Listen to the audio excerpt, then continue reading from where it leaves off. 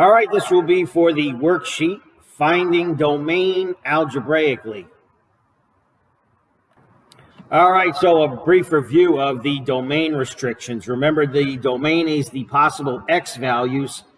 And if you have a denominator, let's say you have a denominator 1 over x.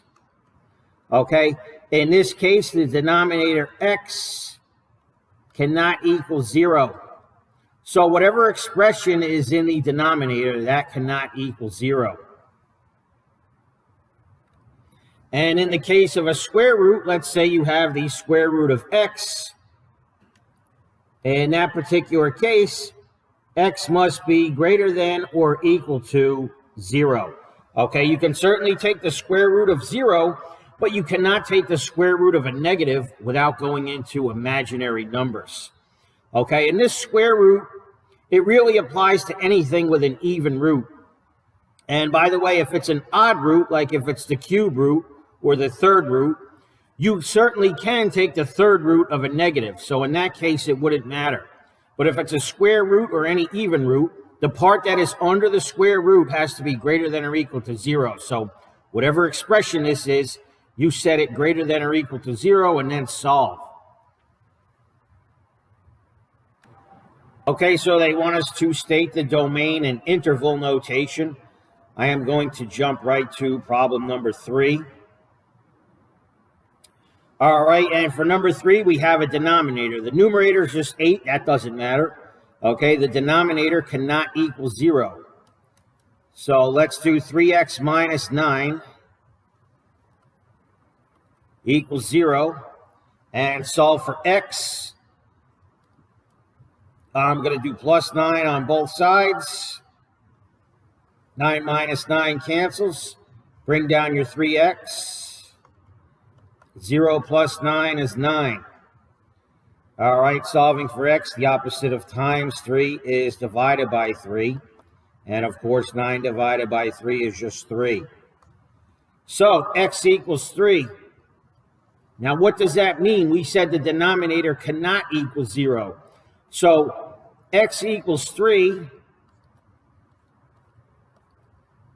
is exactly what x cannot equal, because this number 3, all right, I made a small mistake. This is not minus 9. The denominator was actually plus 9. All right, so let me fix that real quick. All right, this was plus 9, so I would subtract 9 from both sides and get negative 9. Negative 9 divided by 3 is just negative 3.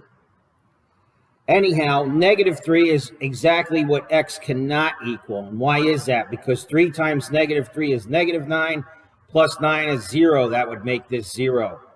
All right, so our interval is everything excluding negative 3. So if you were on the number line, and you go to negative 3, that is an open circle because it does not include negative 3.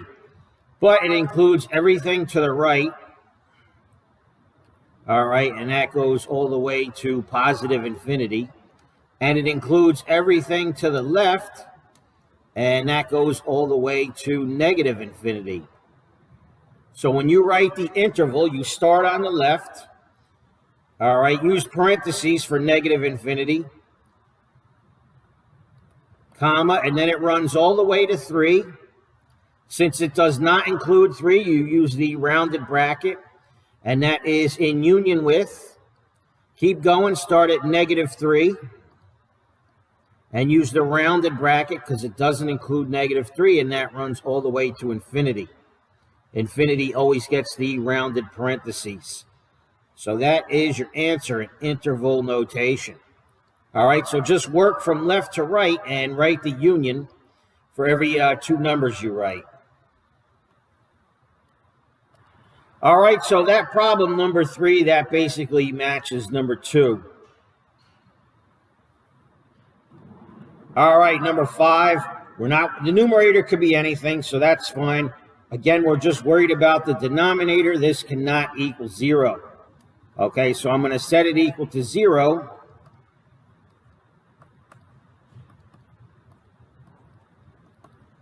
And I'm going to solve for x. We need to factor this. All right, so two numbers that multiply to 12 and add to 7. Well, if you write out the factors of 12, I know that 4 times 3 is 12, and 4 plus 3 is 7. So that would work just fine. All right, we have two binomials here, and it equals 0 and x squared. So we're going to start with x times x, and positive 4 and positive 3. All right, setting either one of these equal to 0 will satisfy this equation, okay, because anything times 0 is 0. So either one of these would work.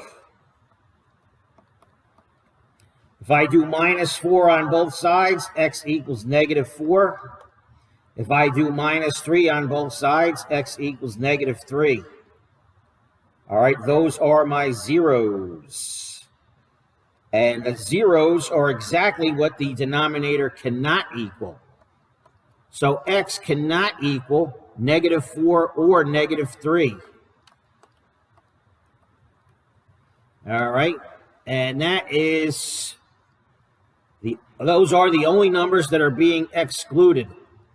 So again, if you have a number line here, and you're at negative 4 and negative 3, you want to leave an open circle on each one of those, because those numbers are not included in the domain. Those are the numbers that x cannot equal.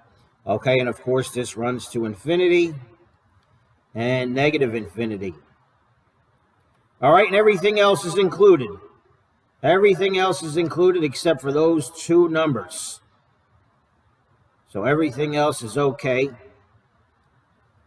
All right, starting at the left, we have a negative infinity.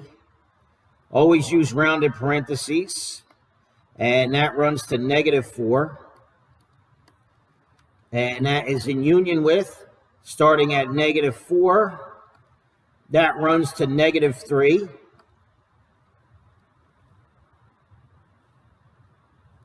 And that is in union with, starting at negative 3, that runs to infinity. All rounded parentheses, because you do not include infinity. It's not a number, and the negative 4 and the negative 3 are not included either. All right, so that is number 5. And let me see, number 5 will match definitely number 4, and it will kind of match number 6 as well. You might have to use factoring by grouping here on number 6.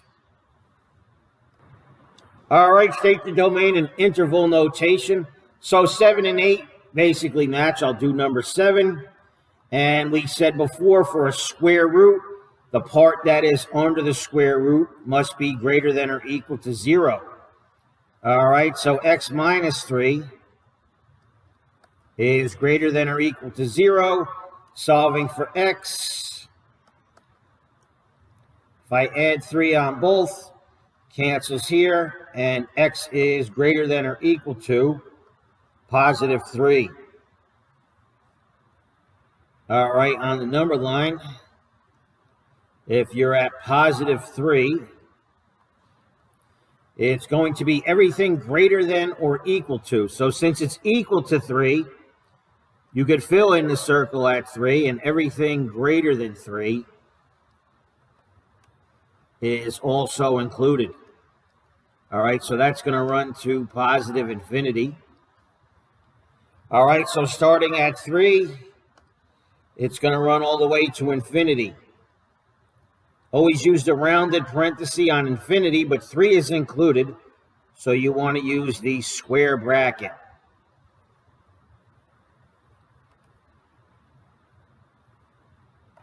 Do the same thing on number 8. This is greater than or equal to 0. All right, let's look at number 11. We have 4 minus x squared under the radical, so the 4 minus x squared must be greater than or equal to 0. All right, let's see. Now, we can't just solve for x squared in this case. You can't take the square root of both sides when you have this inequality. So first for this, this is a quadratic because it's x squared. You have to find the actual zeros.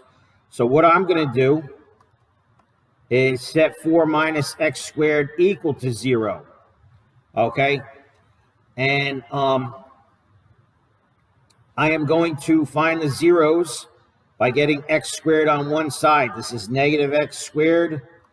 I am going to add x squared on both sides. X squared minus x squared is gone. Bring down your 4. And that equals x squared. All right, solving for x, you want to take the square root of both sides. And the square root of 4 is 2. And the square root of x squared is x. But when you do square root on both sides, you need to do plus minus. All right, so x is plus or minus 2. So let's see, on the number line, we're going to have to use the test points. All right, so x is plus or minus 2. And does it include negative 2 and 2? Yes, because it could be equal to 0, and that's where it's equal to 0. So we're going to include that. Now, which way are we going? Which part of the number line are we going to shade? Well, we do not know. We don't know which part is greater than or equal to 0 until we plug in the test points. All right, on the other problem, it was not a quadratic, so it didn't matter. We didn't need test points. We could see where it was greater than or equal to. But here, all we have are the zeros, okay? This right here is just the zeros, okay? We don't know where it's greater than 0, so we have to test. All right, so what's a number less than negative 2? We can try negative 3. What's a number in between negative 2 and 2? We can try 0. Greater than 2, we can try 3. All right, so these numbers here are the test points. All right, you cannot skip this step. You need to test it at those points and see where it's positive or negative. All right, so let's see.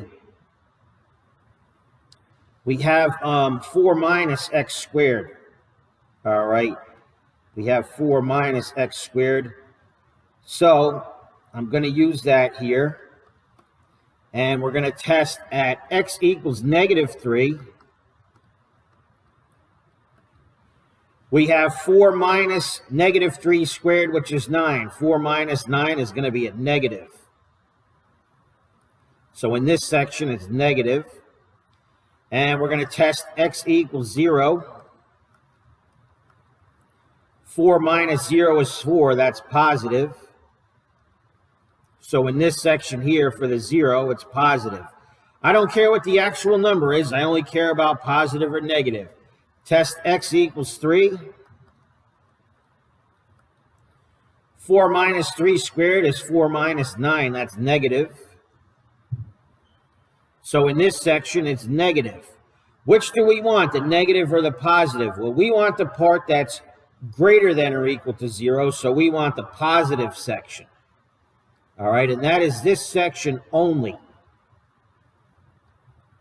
So now we're in business.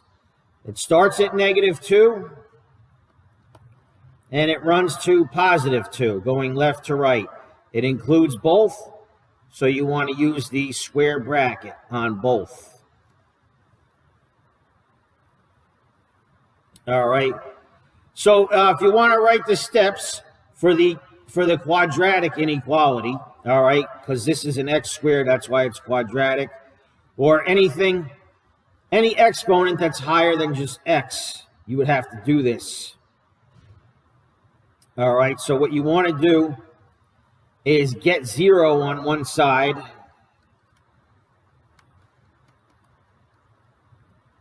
You want to get 0 on one side. Then you want to find the zeros. All right, and that's what I did right here. I set it equal to 0, and I found the zeros. And then you want to use test points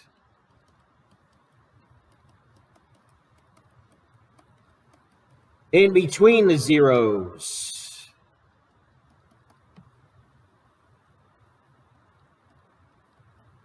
All right, and that's what I did right here. I put the zeros on the number line, but we didn't know which part to select until we tested it out. All right, you want to test it out on the part of the function when you have 0 on one side. This way you know if it's, you just find out if it's positive or negative in each of these sections by using the test points. All right, so that is for the inequalities.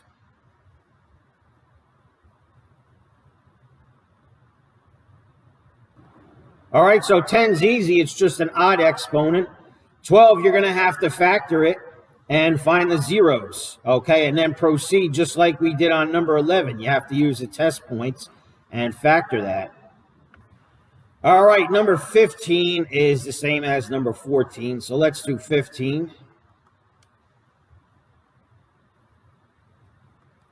All right, the denominator is fine. This is a square root, so it has to be greater than or equal to 0. All right, so x squared minus 100 is greater than or equal to 0. However, this is a denominator, so it cannot equal 0. All right, so it's just going to be greater than 0. Once again, we have a quadratic. So let's see. First, we have to find the zeros. All right, x squared minus 100 equals 0. And solving for x squared, I'm going to add 100 to both sides.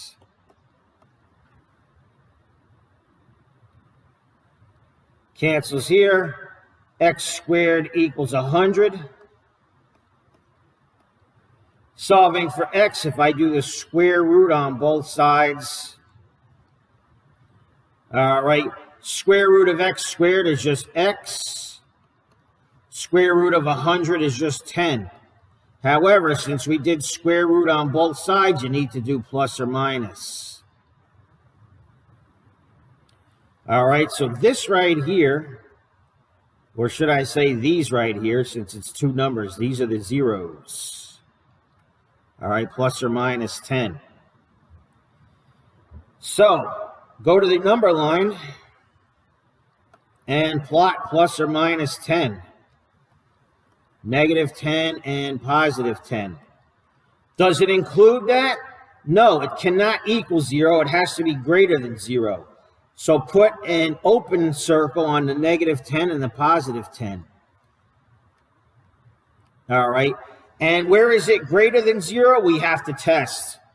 So what's less than negative 10? Well, let's do negative 11. What's in between negative 10 and 10? Let's try 0. And what's greater than 10? Let's try 11. All right, those are your test points. So you want to test it here on this equation. We'll try x equals negative 11. By the way, you can choose any number. It has to be in this section, though. It has to be less than negative 10. Here it's in between negative 10 and 10. Here it's greater than 10. You can choose any number for the test point, but it has to be in the right section.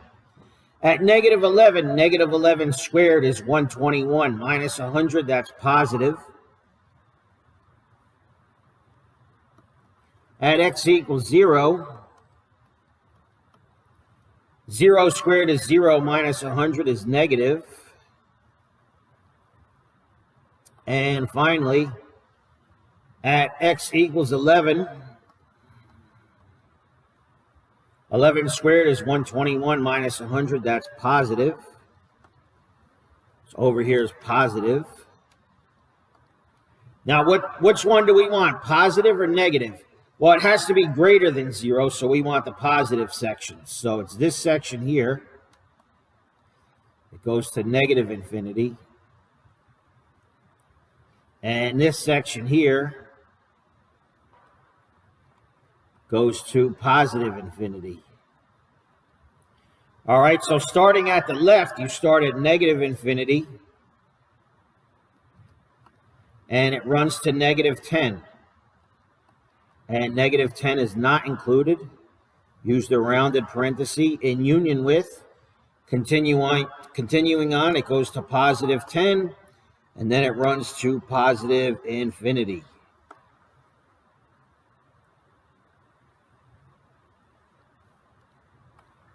All right, so that was similar to the last one.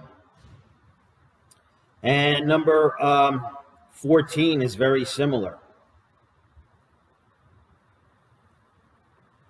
All right, let me see.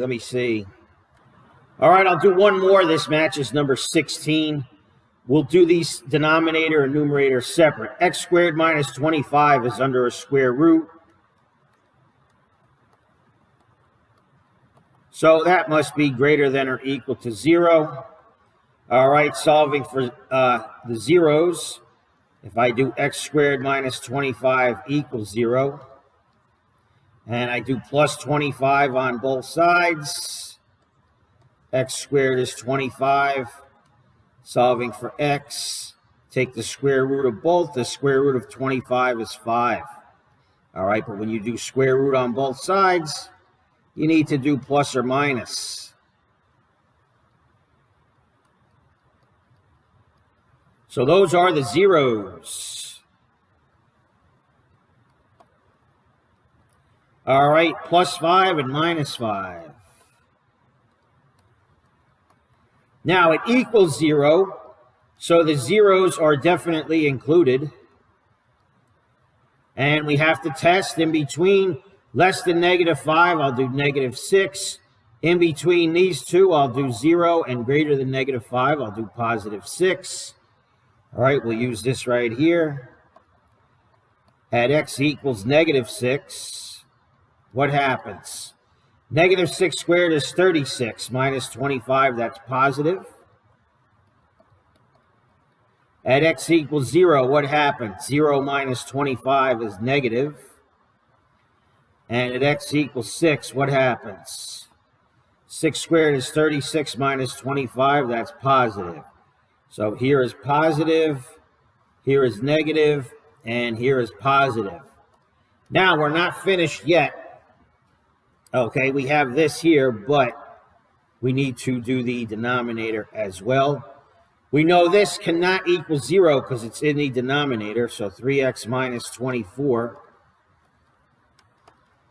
If we set that equal to 0, I'll do plus 24 on both sides.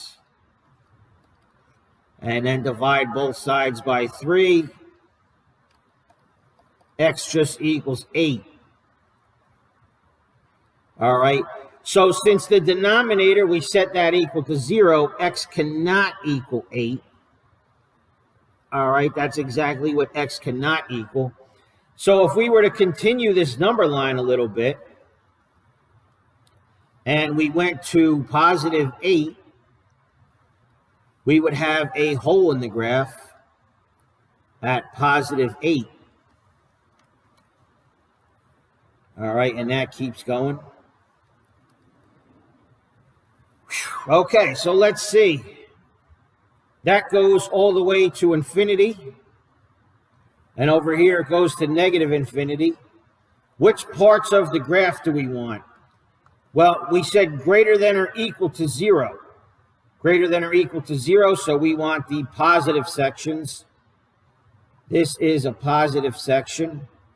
And this whole section is positive. All right, because we went with the 0 right here at 5 and everything greater than that. This whole section is positive, but we cannot include 8 because that would make the denominator equal to 0. All right, so starting from the left, we start at negative infinity. And that runs to negative 5. Negative 5 is included. In union with, starting at negative 5. Oh, nope. This section is not included. Starting at positive 5. It includes 5, so use the square bracket, and that runs to 8. It does not include 8, so use the rounded parenthesis. And then starting at 8, use the rounded parenthesis. and that goes to infinity. Always use the rounded parenthesis on infinity. I'm sorry I had to write it vertically, but that is the answer. Okay, it's this section in union with this section in union with this section.